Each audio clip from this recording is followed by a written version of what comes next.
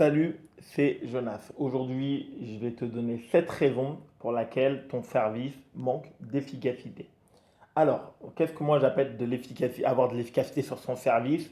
C'est au moins que ton adversaire il fasse une faute directe par set et sur la suite du set, tu es entre 2 et 5 remises de qualité moyenne. Après, effectivement, ton adversaire, il peut te faire 3, 4 bonnes remises, mais si tu réussis à avoir à chaque fois une faute directe et au moins entre 2 et 5 fois des remises de qualité moyenne, tu sens que ton adversaire, voilà, il n'a pas bien lu, il fait une remise plutôt passive, c'est qu'en général, ton service, il a plutôt une bonne qualité de façon générale. Après, ton adversaire, il a aussi une qualité technique. Sur l'entièreté des adversaires que tu joues, il y en a, ils sont meilleurs que toi aussi, largement. Donc forcément, ils vont avoir des qualités de remise qui vont être supérieures par rapport à ton service. Tu vas être surpris sur leur longueur, sur leur effet. La première raison, c'est que ton service, il est trop haut. Ton service, il est trop haut. La principale difficulté technique au tennis de table, bon Dieu de bon sens, c'est que la balle, elle passe le filet. Donc, la première raison, c'est qu'il faut que tu t'appliques, que ton service soit bas. Je vois beaucoup de joueurs 500, 600 qui sont omnibulés par le fait de servir court, mais leur service, il est beaucoup trop. Donc, leur balle, elle est courte ou un petit peu de rebond, mais leur rebond, il est beaucoup trop haut. Ils ne s'appliquent pas surtout à ce que leur service soit bas. Et comme bah, ils enlèvent la principale difficulté technique à leur adversaire, donc forcément, ils offrent beaucoup de possibilités de retour à leur adversaire. L'adversaire peut remettre court, peut remettre long, avec différentes longueurs, avec différentes vitesses. Tout ça parce que bah, le service n'est pas bas. Donc comme il n'est pas bas, l'adversaire il a plus de possibilités techniques de faire ce qu'il veut, de trouver un angle extérieur, petit côté, de remettre avec plus ou moins de vitesse, de pousser, de flipper, de top-spinner.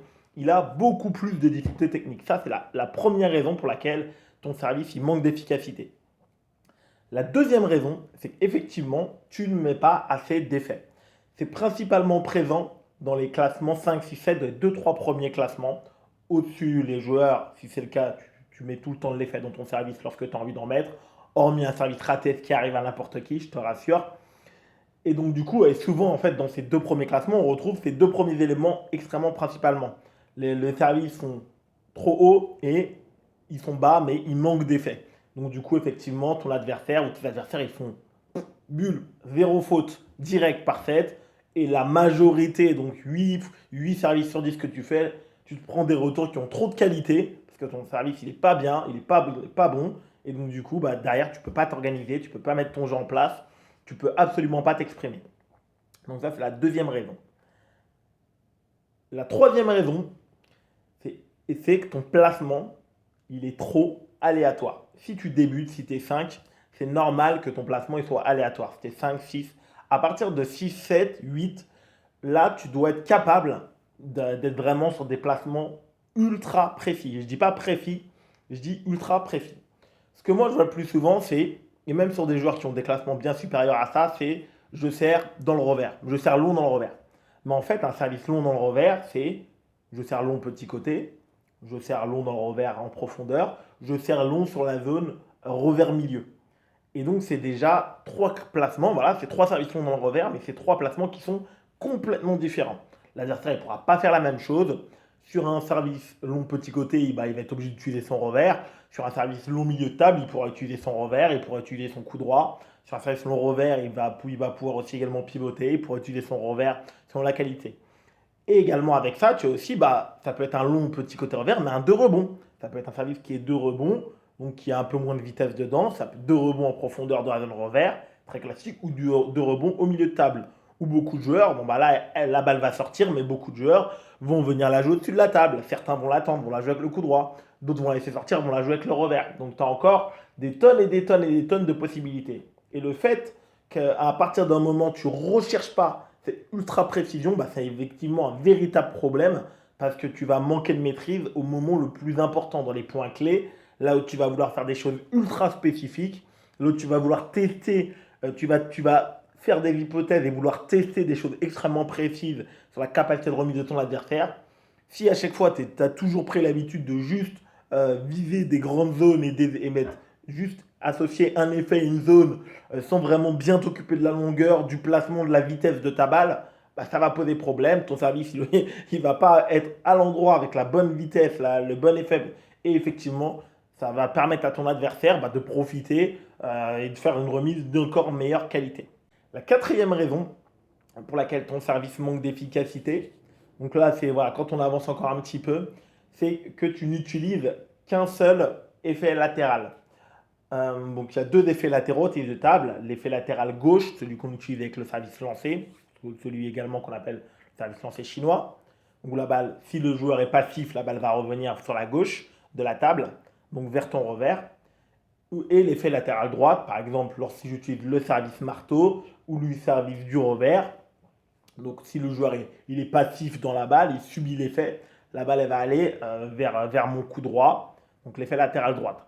Et en fait, 99,9% des joueurs, je pense même que 100% des joueurs, tu es plus à l'aise sur un des deux effets. Généralement, l'effet sur lequel que tu as le plus subi dans ton entraînement. Si dans ton club, tu as énormément, énormément de joueurs, par exemple, qui servent du revers, il y a de fortes chances pour que tu aies développé au fur et à mesure du temps, dans ta progression, une capacité à mieux remettre le service avec l'effet latéral droite. Si dans ton club, tu as beaucoup, beaucoup de joueurs qui utilisent le service lancé, classique, et que tu vas progresser au fur et à mesure du temps, tu peux toujours tu peux toujours devenir un très bon serveur avec ce service-là, même si tout le monde l'utilise, mais il y a de fortes chances que tu aies développé cette capacité en remise. Et donc, du coup, cette observation, elle vient du fait que je vois beaucoup d'adversaires qui essayent par tous les moyens, voilà, ils servent. Alors, c'est déjà ils ont une bonne attitude de départ. Ils cherchent le déplacement différent avec le même service. Je cherche court, je cherche long, je cherche. Mais bon, globalement, alors ça ne veut pas dire que tout et ça ne marche pas, mais que c'est globalement, l'adversaire, il ne fait pas de faute, il réussit même à faire des bonnes remises. Et donc, en fait, la présomption, c'est d'être capable de complètement changer l'effet latéral, de passer avec un service du revers, avec un service marteau, avec un service qui est rentrant. Et là, généralement, si l'adversaire il est très à l'aise sur un, il sera un peu moins à l'aise sur l'autre, voire beaucoup moins à l'aise sur l'autre effet latéral. Donc ça, c'est une piste de réflexion. Si ton service il manque d'efficacité, alors que tu mets de l'effet, ton service il est bas, tu es capable d'avoir des placements plutôt précis. Alors, on n'est jamais à 100% sur la précision, je te rejoins là-dessus. Mais à un moment donné, tu joues un adversaire, il est très à l'aise. Moi, je ne vais pas te dire sur lequel je suis moins à l'aise, comme je le sais évidemment. La cinquième raison pour laquelle ton service il manque d'efficacité, c'est que tu ne sers long. Donc là, je te parle voilà, de vraiment de tactique précise. Tu ne sers long que sur les points importants où, en fait, tout simplement, ton service long, il est trop prévisible. Tu le fais toujours au moment où ton adversaire s'y attend. Tu sers tout le temps court, tout le temps court, tout le temps court. Et voilà, 9-8, hop, je vais absolument servir long, 9-9. Voilà, je veux servir long. C'est-à-dire qu'en fait, au moment où ton adversaire s'attend que tu serves long, tu sers long. Donc forcément, ça fait encore descendre ton niveau d'efficacité parce que ton adversaire ne va pas faire la faute. Voire même, il va bien réagir, donc il va faire une remise de bonne qualité. Donc tu vas perdre le point derrière. Et qu'est-ce qui se passe? Derrière, tu vas avoir peur de resservir long puisqu'il a bien réagi parce que ton service long était trop prévisible. Tu l'as fait à un moment où tu le fais à un moment où ton adversaire s'y attend la majorité des cas. Et donc du coup, tu vas resservir court, mais malheureusement, ton adversaire là, il est bien prêt, il est bien sur ses appuis. Il sait que comme il a bien réagi sur ton service long, tu vas raccourcir. Tu raccourcis ton service évidemment, et là, il anticipe un petit peu. Il vient de gagner un point où tu as servi long, où tu as pris une prise de risque, donc son niveau de confiance, il est évidemment monté. Et là, dans la majorité des cas, il te fait des super remises parce que il est en confiance. Il vient bien de réagir sur une séquence. La balle d'après, tu sers court. Il vient, il te fait une super remise. C'est long tendu, c'est bien remis court. C'est dans un angle où tu t'y attends pas. Là, il peut prendre une prise de risque parce qu'il a la confiance nécessaire pour le faire et il le réussit.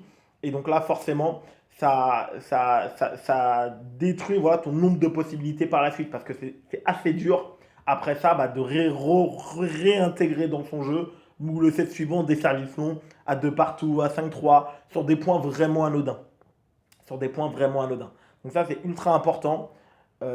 Serre long tout au long du set.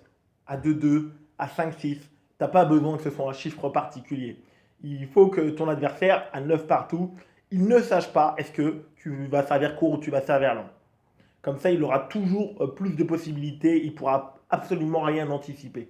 Voilà, il doit jamais se dire, c'est sûr et certain, Là, là, il va servir court parce que je sais que les deux fois il a servi long, j'ai bien réagi, j'ai topé, j'ai gardé le contrôle du point, j'ai pas fait de faute directe.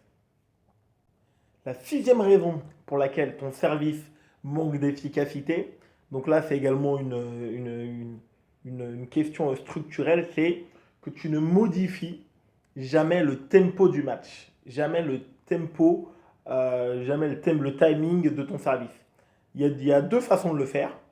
Une façon, j'en ai déjà parlé dans d'autres vidéos, c'est au niveau du lancer. Voilà, si ça demande évidemment une meilleure technique, faut pas rêver. Lancer à différentes hauteurs et garder l'ultra précision dont je te parlais un petit peu plus tôt, garder de la maîtrise technique, parfois lancer plus haut, parfois lancer plus bas, on va dire de façon naturelle, ça demande bien évidemment une meilleure maîtrise technique. Donc voilà, pour que l'adversaire ne soit pas toujours au bout de 3 secondes après ton lancer de balle qu'ils reçoivent la balle, qu'ils doivent se déplacer. Et ensuite, c'est plutôt le côté structurel.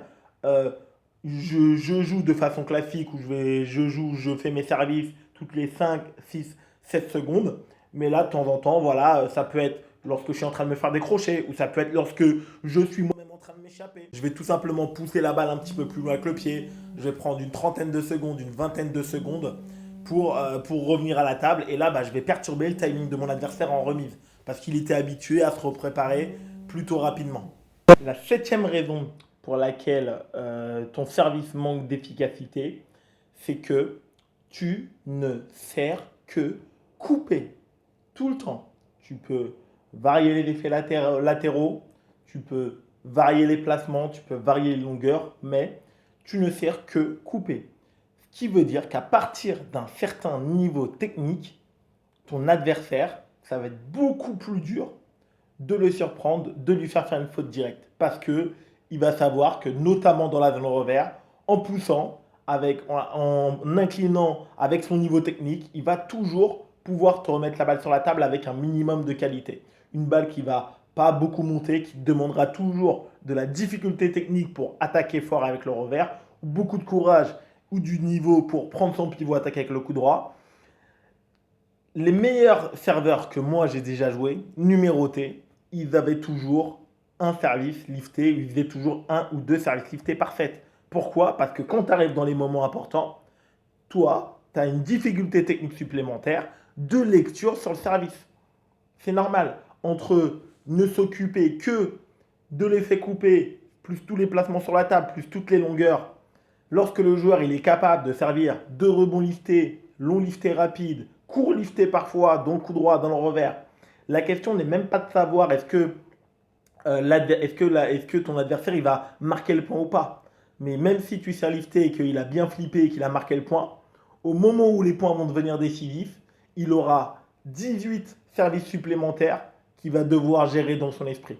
Et donc forcément, s'il est vif sur ton service, il sait que toi, tu es capable, tu as le courage de le faire, parce que c'est beaucoup une question de courage. Après, ça s'implémente, ça se travaille. Moi, par exemple, je sers en général une fois par set lifté. Et comme je te dis, l'objectif n'est même pas particulièrement, voilà, je le fais pas particulièrement. J'essaye de jouer le point et de gagner le point, mais si je marque pas le point ou si l'adversaire réagit très bien, c'est pas grave. Je veux que l'adversaire garde à l'esprit que je n'élimine absolument pas tous les services liftés de mon jeu. Peu importe ton niveau, peu importe ton classement. Ça, c'est la raison la plus surprenante.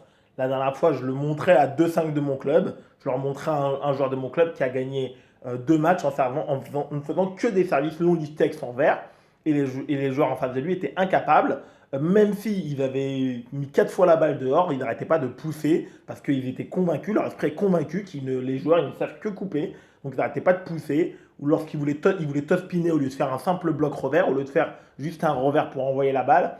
Et voilà, leur cerveau, il n'arrivait pas à comprendre que la balle était liftée, qu'il fallait juste faire un bloc revers. Et ils ont été complètement piégés.